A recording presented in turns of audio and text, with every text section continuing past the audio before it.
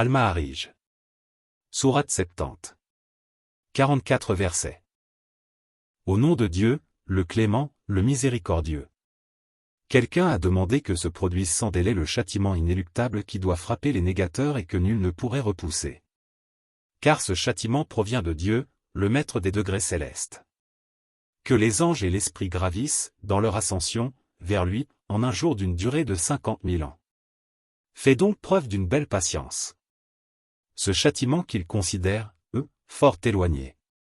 Nous le considérons, nous, tout proche, le jour où le ciel aura l'aspect d'un métal en fusion. Où les montagnes seront comme de la laine en flocons, où même un ami intime ne s'enquérera plus de son ami. Bien que se trouvant en face de lui, et où le criminel, pour se racheter des tourments de ce jour, livrerait volontiers ses propres enfants. Sa compagne, son frère, son clan tutélaire, voire l'humanité tout entière, pourvu qu'il soit sauvé. Mais rien ne le sauvera. Car l'enfer aux flammes ardentes, qui écorche brutalement les crânes. Après quiconque se sera détourné du Seigneur et n'aura songé qu'à amasser et à thésauriser. En vérité, l'être humain est, par nature, versatile, il est pusillanime quand un malheur le touche. Et il est plein d'avarice quand il devient riche, excepté les orants. Qui accomplissent régulièrement leurs prières, la salate. Qui prélèvent sur leurs biens la part due, la zakat. Aux mendiants et aux pauvres démunis, qui croient fermement à la vie future.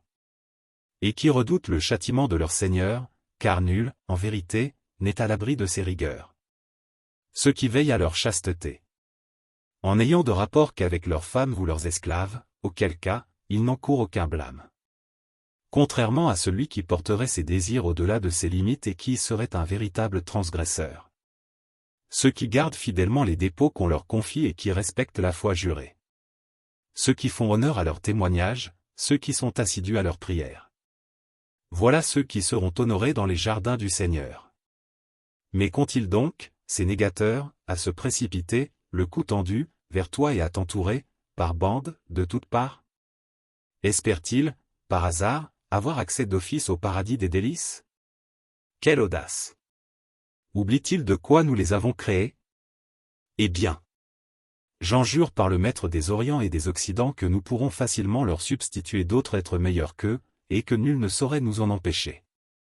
Laisse-les donc à leurs intrigues et à leurs plaisirs frivoles jusqu'à ce que le jour promis vienne les surprendre. C'est le jour où ils surgiront de leur tombe, comme lorsqu'ils se précipitaient jadis vers leurs idoles. Tête baissée, et tout accablés de honte. Voilà bien le jour dont ils étaient menacés.